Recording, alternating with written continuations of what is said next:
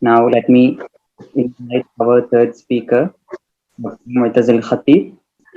Dr. Mutaz Al-khatib, Associate Professor of Islamic Ethics and Quran and Hadith Studies at Hamad bin Khalifa University, Qatar. She will be speaking on Hadith and plurality in methodologies, Matin criticism between traditionalist and jurisprudence. Wow, please, sir. Thank you very much, Mr. Mohammed. Thanks for this invitation, and thanks for the organizers of this webinar. My talk will present a comparative analysis of the theory and practice of Hadith criticism among Hadith critics and jurists. So I will divide my talk into 4 parts. Brief introduction. I will clarify the focus and my methodology. The second part will be on the emerging discipline of Hadith criticism, and the third one will be on the disciplinary assumptions, methods, and concerns. And the last one will be on criteria for method criticism among both groups. As for the introduction, so numerous differences evident in the literature of Mustalah al-Hadith and Usul al-Fiqh demonstrate methodological differences on Hadith criticism, whether between muhaddithin and themselves or between them and usuliyin, namely in how each analyzed and criticized the chain of transmission and the text of traditions. The 2 methods are evident in numerous works, including those of Al-Hakim al-Naysaburi, Al-Khatib al-Baghdadi, Muhammad ibn Musa al-Hazimi, Ali ibn Muhammad ibn al-Qattan, and many other later scholars of Hadith who wrote about Mustalah al-Hadith or Hadith studies. When viewed from this comparative perspective, a number of new questions concerning Hadith criticism arise. How these questions, such as how can we understand the differences on Hadith criticism between these 2 groups? In what ways did Hadith criticism differ across legal schools? To what extent did their approaches overlap? And finally, how was the practice of Hadith criticism shaped by the epistemological frameworks and overall aims of the separate disciplines of Hadith and Fiqh? Methodologically, I try to combine between chronological and synchronic analysis of Hadith criticism in these 2 disciplines. This is to trace 3 points. Number 1 is the function of Muhaddith and Usuli. Number 2 is the interaction between theory and practice. Number 3 is the overlap between different approaches based on the personality of specialists, the development of such discipline, and the debate between different specialists from different backgrounds. The plurality of methodologies of Hadith criticism will be demonstrated through the existing differences in different levels, approaches, concerns, terminology, and finally the relation between theory and practice بين الممارسة والتنظير. So now let's move to the second part of my talk, the emerging discipline of Hadith criticism. It is famous, it is known for all the students of Hadith. I think the saying from Abdurrahman ibn Mahdi, when he said that knowing the discipline of Hadith is a matter of inspiration, ilham. If you said to a scholar versed in the ilal of Hadith, on what basis did you say that? He will not have proof. One of it seems that Abdurrahman ibn Mahdi was interacting with some critiques, early critiques on Hadith criticism as a discipline. So one of the early challenges that Hadith and as a scholarly discipline faced was the lack of theoretical foundation, a problem which would put Hadith criticism legitimacy as a distinct discipline into question. This challenge was spoken out by two main groups, namely Ahl al-Ra'i and Mu'tazila, as we have heard now.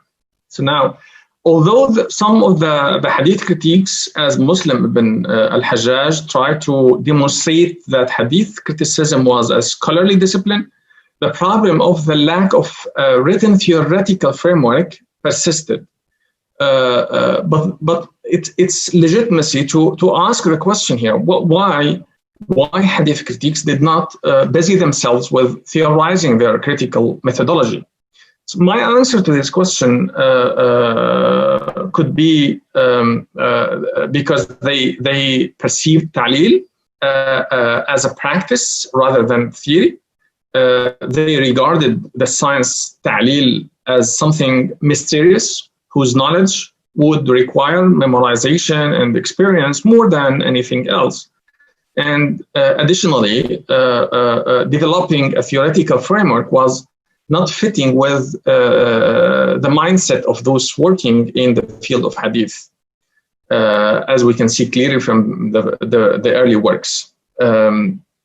However, the way that traditionists try to build up the foundation of their discipline followed different route, which consists two genres, namely the early books on al-Jarh wal-Ta'dil and Ilal al-Hadith. And the second genre is the Hadith collections.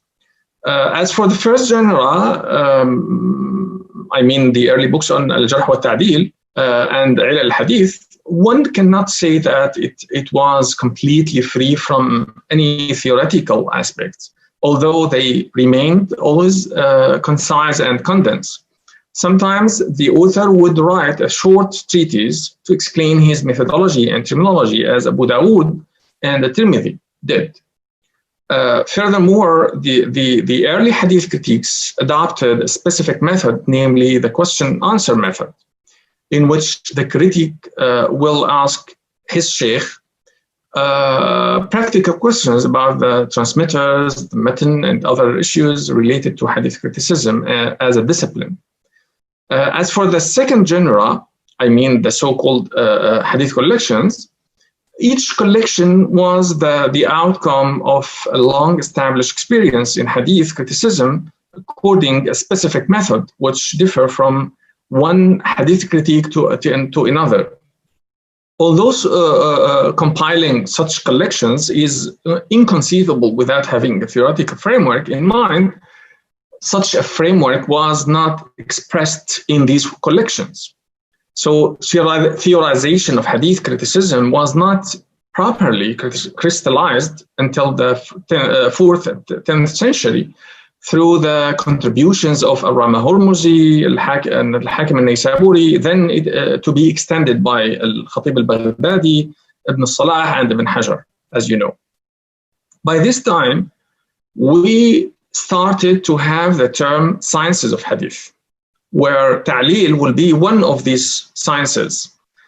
These scholars, I mean Hadith scholars, embarked upon the process of theorization depending on the writings of the early Hadith critics, how they judged the authenticity of certain reports and on their methodologies in the Hadith collections.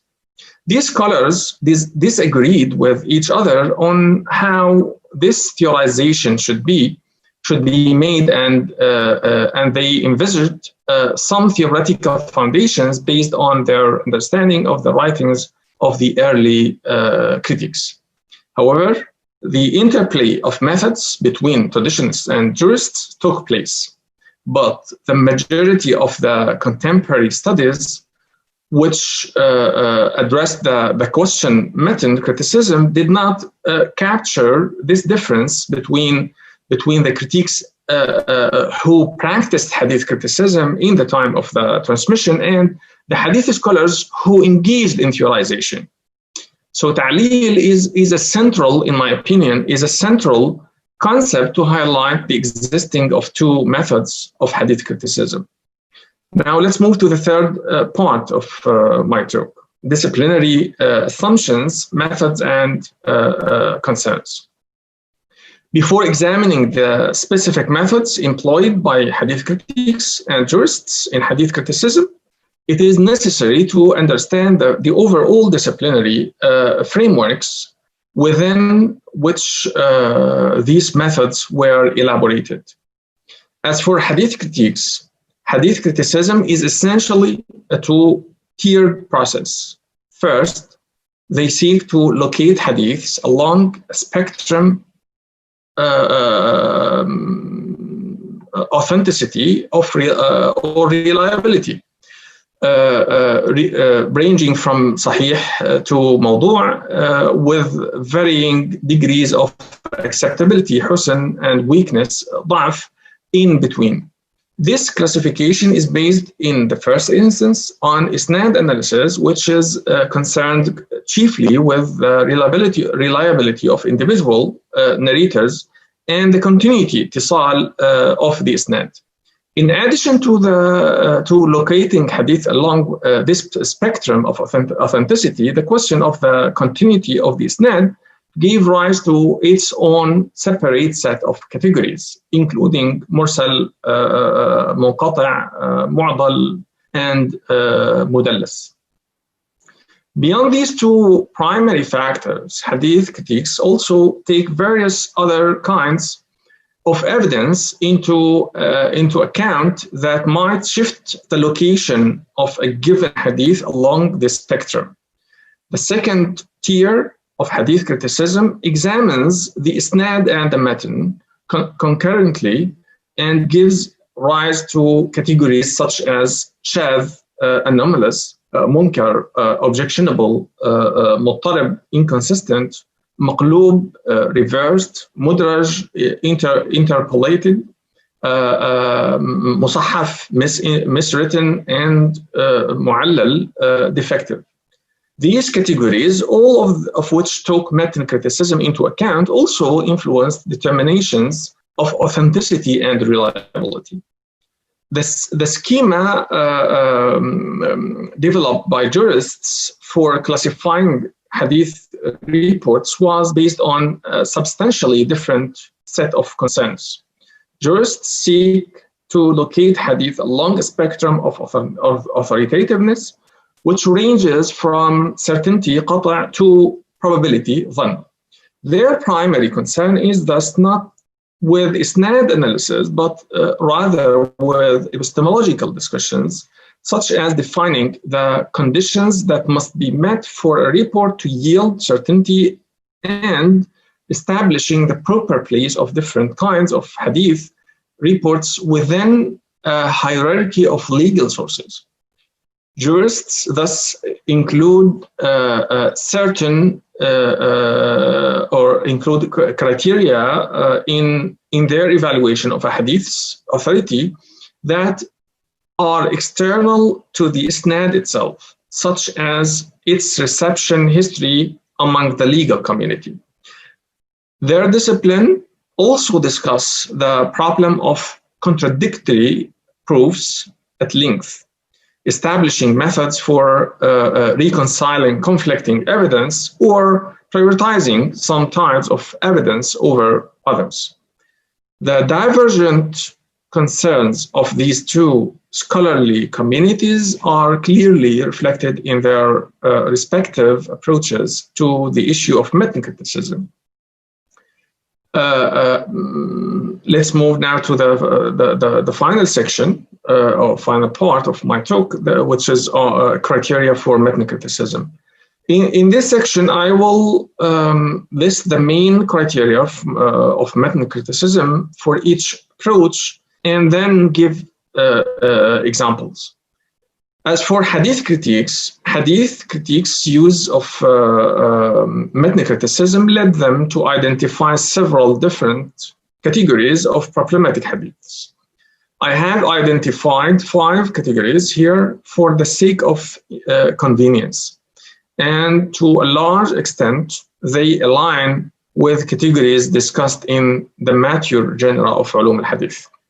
However, we will see that within a single category, different terminology was used to refer to similar problems, especially in the formative period in which the terminology of Hadith criticism was not yet standardized.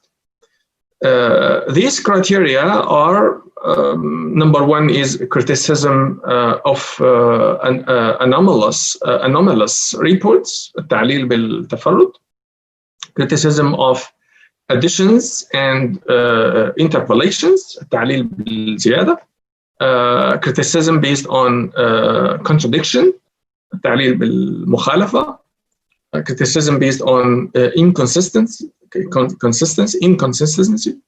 التعليل بالاختلاف, criticism based on errors, التعليل بالغلط. As for the criteria of jurists, they are contradicting reason, contradicting the Quran, contradicting the Mashhur Sunnah, contradicting consensus, ijma', solitary hadiths concerning issues of general concern, hadiths contradicting qiyas, and finally hadiths contradicting inherited tradition. So I will end up with just one example to save time, because I think we are late anyway. So this example is narrated by Ahmad ibn Hanbal that dismissed حديث شعبة عن أبي التياح قال سمعت أبا زرعة يحدث عن أبي هريرة عن النبي صلى الله عليه وسلم أنه قال يهلك أمتي هذا الحي من قريش. قالوا فما تأمرنا يا رسول الله؟ قال لو أن الناس اعتزلوهم. So this tradition, so Ahmad ibn Hanbal dismissed a well-known hadith narrated via the isnad شعبة أبو التياح أبو زرعة أبو هريرة. The Prophet said, this branch of Quraysh will destroy my ummah. People said, what do you command us in that case, O Messenger of God? He said, if only people would stay away from them, I mean refrain from supporting them. This report was narrated by Al-Bukhari and Muslim. Abdullah ibn Ahmad ibn Hanbal reported that his father, Ahmad ibn Hanbal, instructed that this hadith should be disregarded on his deathbed because it opposed other prophetic statements such as the command to listen, obey, and be patient. Likewise, Abu Isma' wa Ati', likewise Abu Bakr al-Marruzi said that Ibn Hanbal denigrated the hadith and noted that the Mu'tazilites used it as an excuse to abandon Friday prayers. So Ibn Hajar al-Asqalani also considered this hadith to be among the anomalous reports, غرائب of Shu'bah. So this is just an example to show, to prove or demonstrate one of the criteria that I mentioned, which is criticism of hadith reports, criticism of contradiction, criticism of hadith based on contradiction. So I think I took my 20 minutes. Did I? Okay, I will end up here and leave some time for the discussion, inshallah, and the questions. Thank you very much.